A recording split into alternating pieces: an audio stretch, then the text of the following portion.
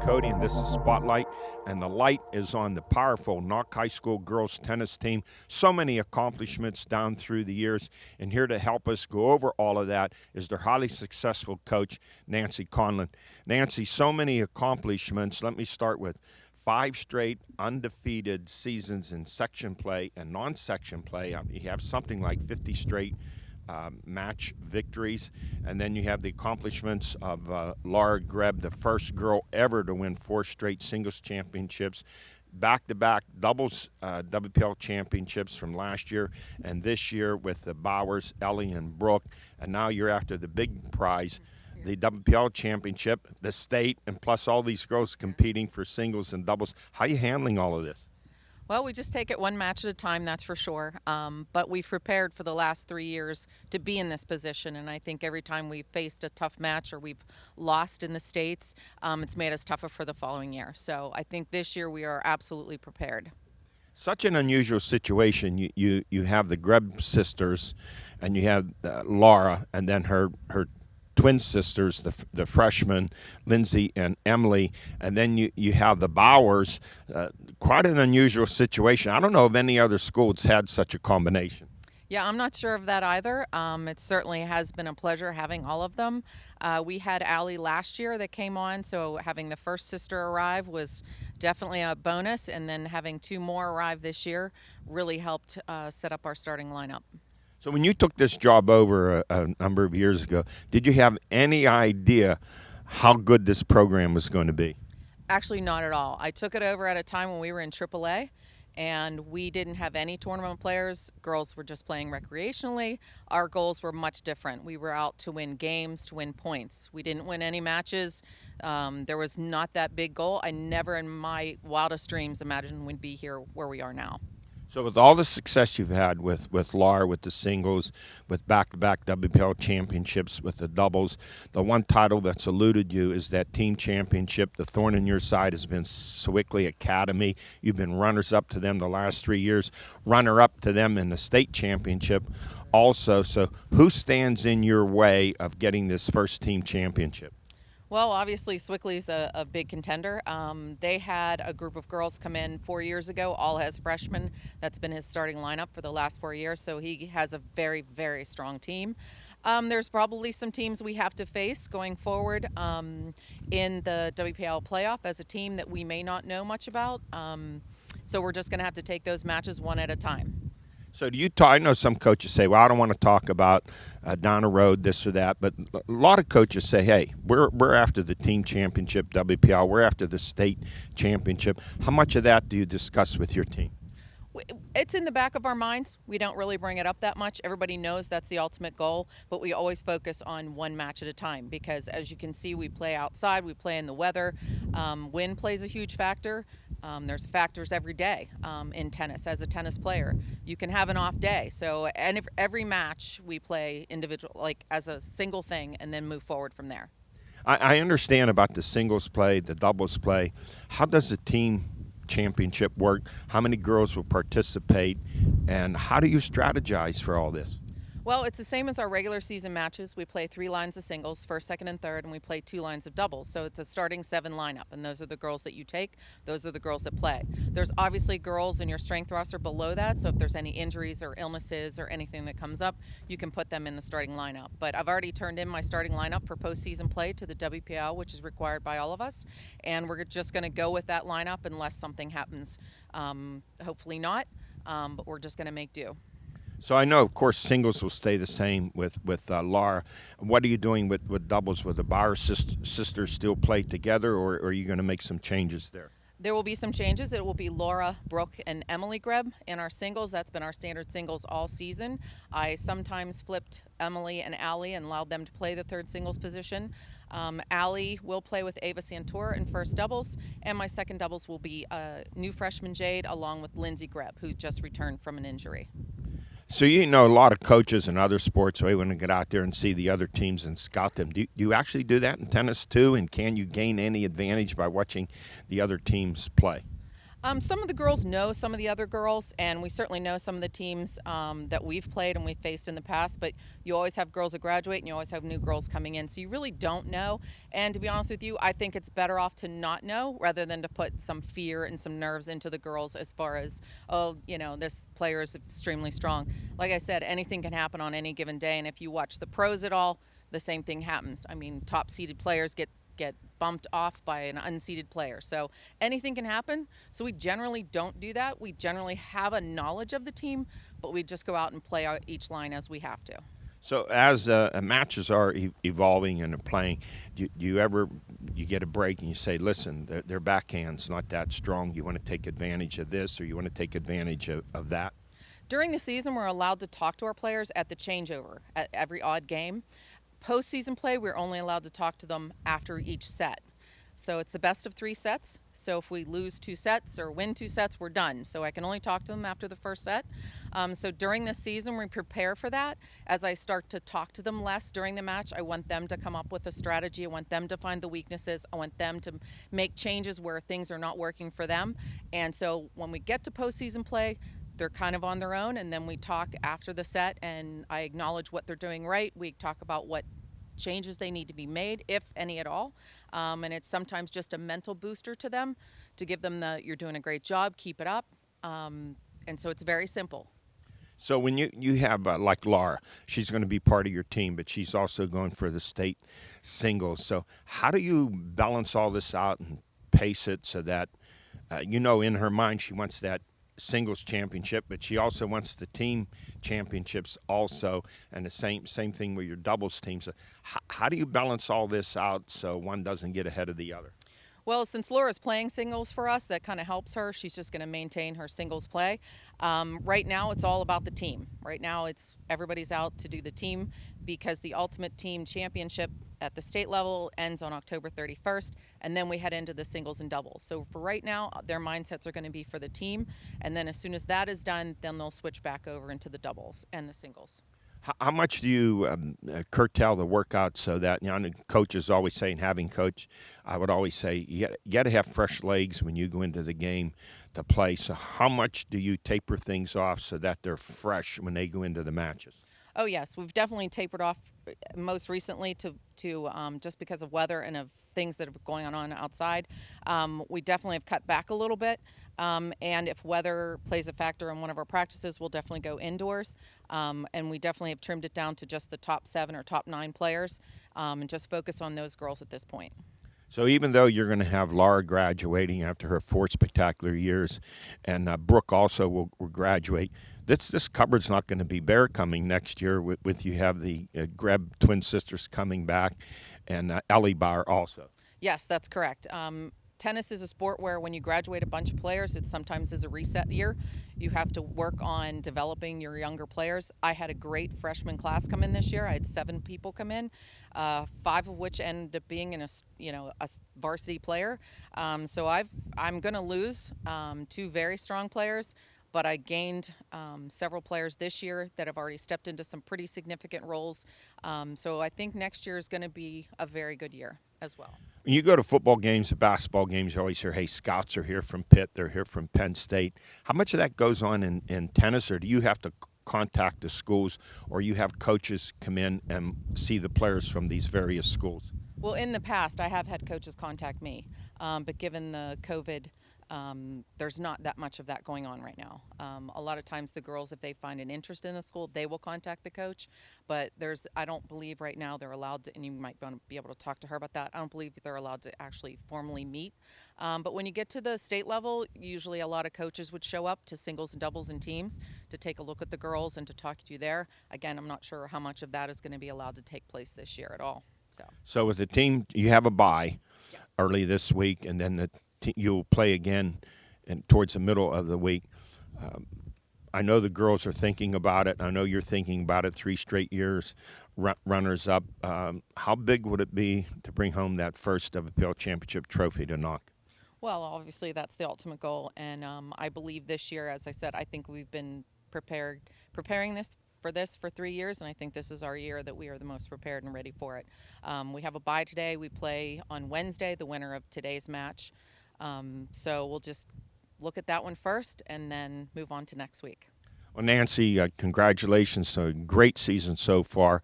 Let's hope you bring home that state and WPL championship also. Yes, that would be great. That would be the goal. I'll be right back with the Greb sisters.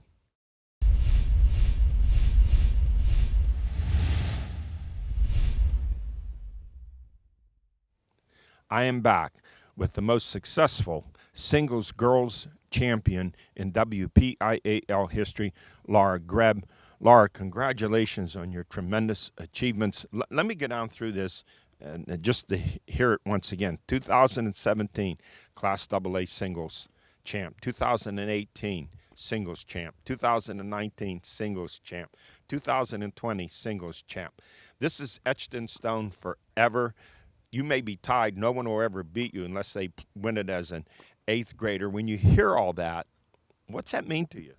It means a lot. It's a great accomplishment, and I'm just super happy about it. But yeah, it's a great feeling. You know, you have Jordan Geis from here. He's getting ready maybe to play in the Olympics. He's well known everywhere as the Knoch Nest monster. But he's going to have to move over and make some room for you and your great accomplishments. What is it that you're looking for now? The state championships ahead of you in singles, but you also have the team WPL championship and the state championship. I asked your coach how she balances all of this. How do you balance all of it? I just take it one match at a time. You know, we have a match this Wednesday coming up, so that'll be my first priority. And then, yeah, getting ready for individual states is also a part of my, I guess, training and getting ready for that. So, yeah. How did you get started? And we hear a lot of people talk about, so many of the great tennis players, they get started at a very early age. What age did you get started, and who started you in tennis? I first started when I was 6 years old. My parents just put me in lessons because they wanted to put me in a sport, like that was a lifelong sport. They wanted me to learn a lifelong sport, so they put me in tennis, and I just enjoyed it so much that I kept playing. When did you realize and think to yourself, you went it as a freshman, when did you start thinking, I'm pretty good? I don't know. I never thought that, really. Or when did you have the confidence that you could play and be very successful? I don't know. I just play one match at a time, and, yeah, just try my best at each and every match. If I were to scout you and what you play, how would you describe your strengths? I'm definitely a baseline player. I like to rally a lot at the baseline. And look for the put-away shot. But So now at this level, after you've won 4 straight singles championship, there's a little bit of an intimidation factor when they know they're going to play you. How much of that do you sense going into a match? I don't really worry about what the other opponent thinks when I play. I focus on myself and my game, and yeah. Do you have a chance to know ahead of time your opponent, obviously, and do you have an idea about their strengths and weaknesses and how you're going to play them? If I know them, then I usually know their strengths and weaknesses, but I don't like to look too far ahead into who I'm playing because I just don't like to know. When you look at your play and how important conditioning plays in all of this, it just can't be all tennis. So what else do you do in the off season to get yourself ready to play? I do a lot of strength and conditioning. I either lift weights or do sprints and stuff, get me faster. But that's basically it. And then lots of hitting and on-court hours. So you have twin sisters, freshmen, Lindsey and Emily. They're in the background playing. How much of a mentor have you been to them? I don't know. That's a question for you to ask them. But I try to help them when I can and try to set a good and be a good role model. I know I've asked you this before when you were on our spotlight. Where are you thinking about going to college? What colleges have you talked to, and where's your interest? I've been looking at a few D1 and D2 schools. I'm not sure where I want to go yet, but still looking. Does the weather make a difference, or a lot of it's played indoors around here with the cold weather? The schools I'm looking at, they typically play all indoors, except maybe in the fall. So, yeah. I talked to your coach about how important it is. You've had the great success. The Bauer sisters have won the WPL championship in doubles. But what's eluded you the last 3 years, you've been runners-up to Sewickley Academy for the WPL championship. You've been runners-up to them in the state championship. How big is it for you girls to finally bring home this WPIAL championship? That'd be great if we can pull it off. But I think we're just looking at taking it one match at a time and not looking too far ahead. So you're the most successful girl on the team. So do you lead? I'm sure you're a leader. Do you lead by example, or do you kind of go around and give everyone a little pep talk before some of these matches? I don't really give pep talks, but we all just like work together as a team and feed off of each other's energy, and yeah, we just support one another all the same. I know when you're young you don't think about this, but 50 years from now when you have your own grandkids, still it will say 4-time singles champ, first girl ever to do it, maybe the only one ever to do it, Laura Greb. That'll be something that you'll be able to tell your grandkids. It has to be exciting for you. Yeah, it'll be great to look back in years from now and see that. Well, Laura, congratulations to you on your tremendous accomplishments. Hopefully you have a state championship ahead of you, both team and individual. Wish you the best. Thank you so much. I'll be back with her twin sisters.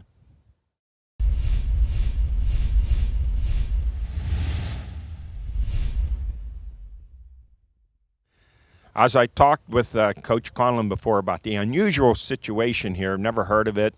You have the Greb sisters, we now call them the Fighting Grebs. You have the Bauer sisters, and we just talked to Laura, and now we're going to talk to her freshman sisters, twins, Emily and Lindsey. Girls, congratulations. Freshmen playing tennis. How did you girls get your start? When we were younger, we would started taking lessons, and over the years, we just been practicing more and more each day, and that's how we basically started. And I'm going to ask you, Lindsey, how much of an influence has your big sister Laura been for you too? I mean, watching her play, it really made me excited. I'm like, oh, I want to try this because it's something new, and I really liked it. How competitive are the three of you? There's always sibling rivalry, so how much of that goes on in the house? We definitely all want to try to beat each other, just because we all want to be the best we can. There's definitely a bit competition with me and Lindsey, especially because we're the same age. And when your sister won her fourth straight singles championship, I'm sure you girls were there to watch. What was that like? It was very exciting. I was really wanting her to win because I know she's the first one in history ever to do it. So it was nerve-wracking, but it was really exciting to see her win her fourth title. So with what she has accomplished, do you girls feel much pressure that you have to kind of live up to what she did, or your parents tell you and Coach Conlon tells you just go out and play your own game and be yourself? Yeah, my parents and both Coach Conlon say just to do your best, and I definitely want to accomplish the same goal as she has. So. Yeah, I feel the same. I really what she did was pretty cool, so I really want to live up to that and also win. If you girls, during the course of a season or in your matches, team matches, do you ever go to her and ask her for advice, like what you should be doing or something that you're not doing that you're having a problem with? Not during our matches because we're only allowed to talk to Coach Conlon, but outside of our matches, I definitely do talk to her about tennis and things to do with it. Yeah, I definitely talk to her because she knows what she's doing. feel like she would be the best to answer all of my questions. Do you girls during practice, you go against your sister at all in getting prepared for team matches? Sometimes here and there, but normally we play against other players as well. We mix it up a lot. Then during the course of the summer when you girls are at home, do you ever get out and play against one another here? Yeah, we'll tend to do that. It's good practice for us, so anything.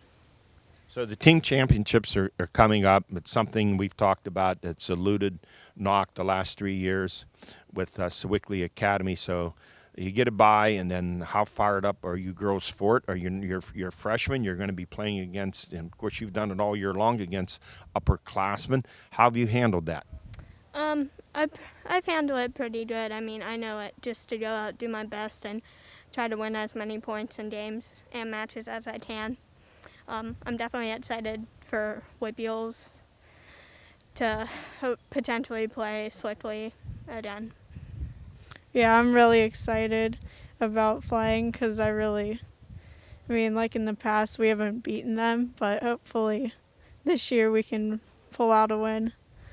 Well, you girls have 3 more years to go. You have a lot in front of you, and to win a WPL championship and maybe a state championship would be quite an accomplishment as freshmen. Congratulations to you. You're now known as the Fighting Grebs, and you've done an outstanding job. Good luck to you in playoffs. Thank you. Thank you. From Knoch High School, I'm Codi. This has been Spotlight.